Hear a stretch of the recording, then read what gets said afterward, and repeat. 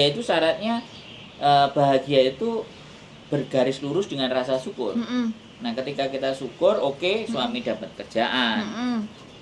Sampean pekerjaannya jauh lebih enak. Anak-anak sehat. Ini kan bersyukur tuh. Orang tua sehat. Setelah bersyukur itu terus piye? Setelah bersyukur menikmati. Hari-hari itu menikmati. Jadi kalau ada kesalahan, umpamanya dibentak majikan, itu udah enggak ngefek, enggak. Kan dibentak terus ya udah habis dimarahin ya, kamu tuh salah gini. Ada ya? Biasanya ada kan fase itu? Ada. Biasanya kan sakit hati.